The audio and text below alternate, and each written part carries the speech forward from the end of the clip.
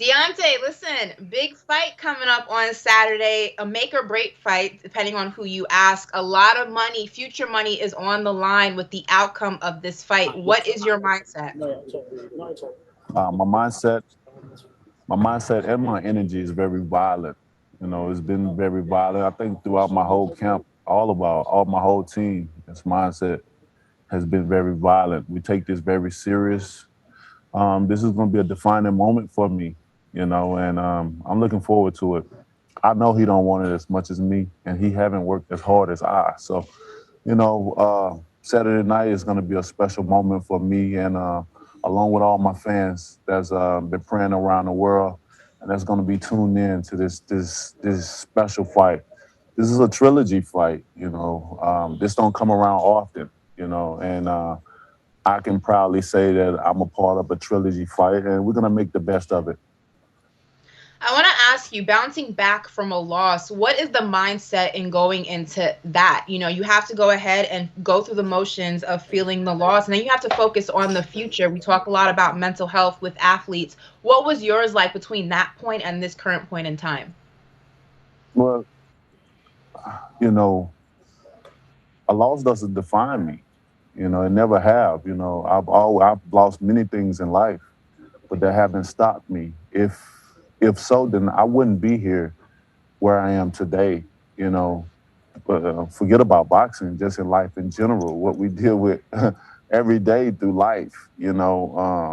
Especially as a black man. So a loss doesn't define who I am, and I think it would be unfair to say that to have so much love and powerful people and energy and joy around me, it would be unfair for them, because a lot of my brothers and family have shielded me and protected me from all evil, to the point they took certain things seriously. When I've always been, joyful. The only thing that really got to me is that I had a disloyal trainer in my camp, and he did something that I told him, and I told a lot of them for years, don't ever do if a situation happens. Don't throw the towel in. I finished the fight off on my feet. He didn't knock me out, but it sounds good for the situation that lies at hand. But there's only one knockout artist in this heavyweight division. His name is Deontay Wilder, and that's facts. And when my trainer did that, that right there just, that was, man, I can't even describe the feeling for that.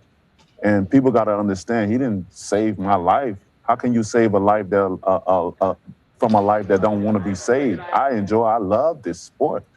That's why I handle my things outside of this sport. With certain things with my children, I build certain things. I have things set up. And and and if you are the boss and your employee do something, and the boss tell the employee to do something, and the employee does it anyway, what's gonna happen? You're gonna get terminated, and that's what happened. I terminated his ass, and now I regrouped and got new people, and it's gonna be amazing feeling, come Saturday night when we obtain victory. Well, let's get into some of that new training that you're doing and the new people that you have around you. Your trainer, Malik Scott, went and said that you made leaps and bounds in training camp and said he's seeing you do things repetitiously that he's never seen you do before. What are some of those things, and how has your training differed this time around from previous fights? Well, my point of view is a whole lot different from my guys' point of view. There's a lot of things that they come back and tell me that I did and stuff. Sometimes I can't even remember what I did. I'm just being me. It's a lot of things. It's a lot of things that Malik brings out of me. That other trainers couldn't bring out of me. And I think it's just all go about the relationship that you have with a person, what a person can bring out of you. And we all my guys have a specific job that they have to do, and everyone does it well. And I can say definitely with the team that I have now, and he just done brought the best out of me, because he wanted just as bad as I wanted. It's a very special moment for him. I've given him a very important job, and he says it's the most important job in his life, and he's not taking it for granted, and neither am I.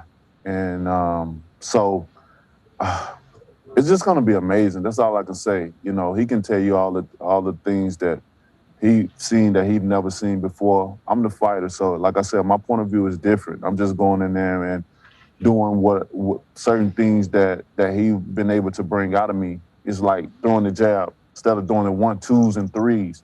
I'm going to the body a lot, and I'm being greedy with that. I know you don't understand that terminology, but that's something that's in camp that we've been talking about being greedy, and I don't want to give it away. Okay, so I'll keep it as that, and just know that the fans is in for a treat with this trilogy. It will go down in history as one of the best trilogy that's ever happened while it lasts. Well, let's get into this matchup. You and Fury, is this rather one of the best heavyweight rivalries in the history of boxing? I don't know about the history, but I know right now at the current time of our lives, it is. you know, um, the beef is real. The bad blood against each other is very real. And the emotional ties that we have with each other is very real. So when you have something that's all real, um, it's always great. It's just like the most funniest jokes in life is the jokes that are real life jokes that goes on in real the jokes that happen in real life. Those are most of the funniest things because so many people can relate to it. And if you ever had a beef with anyone, emotional tie to someone, and you just wanted to rip their head off, just imagine that with us times two. So that's what makes great fights, though, in the sport of boxing, because that's what it's all about in this sport. It's nothing safe about the sport of boxing. That's why you have more people that won't do it than those that will, and those that will, they demand the utmost respect, from the people all around the world, and that's something that we don't get a lot, just the respect and appreciation that we're willing to get inside the ring and risk our lives for others' entertainment. You get into that ring, and a lot of people say the only way you can win is by a knockout. But to all those critics out there, can you go toe for toe, round for round, and just outbox him? Toe for toe, round for round, blow for blow. He don't hit like me. He don't have no power. And that's been proven throughout his career. He didn't knock me out. I finished on my feet. The towel was thrown in, and to be honest, I didn't feel none of the punches that he threw in that ring. He was wondering why the hell I was still in front of him. But uh, that goes back to saying when people say certain things, that goes back to me saying that a lot of people wouldn't get in this sport. They wouldn't get in the ring to really understand the structure of this sport, to have the experience to know what they're talking about. It's easy to be on the outside looking in and say this and say that, give your opinion about things. We're all human, and we all have opinions, and that's free. Now, if we had to pay for our opinion to be said, you wouldn't be hearing a lot of it because a lot of people be broke, and that's just the beauty thing about it. So, well, Saturday night at the end of the day, no matter what I say, what he say, what she say, it's going to be an amazing fight come Saturday night, and I don't want anyone to miss it. So if you can't be in that arena, please click that button. It's on paper. It's on Fox pay-per-view, baby. You don't want to miss it. Everyone's going to be watching it. Now, before I let you go, we're going to ask him the same question, so it's not a biased question. What is the nicest thing you can say about Fury, and what is the worst thing you can say about Oh my him? goodness. I mean, at this moment in time, I don't have nothing nice to say. That's honest. I just don't.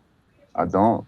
I'm always true to myself, and I'm always true to my fans and the ones that looking in up on me. What had happened to me, and the things that went on. I don't have nothing nice to say at all. My mind is very violent at this moment in time, and I like to keep it that way until after Saturday. Now, after it's over with, I may feel a little different, but right now I got a lot of built up in me, and I can only be nice when I'm releasing it.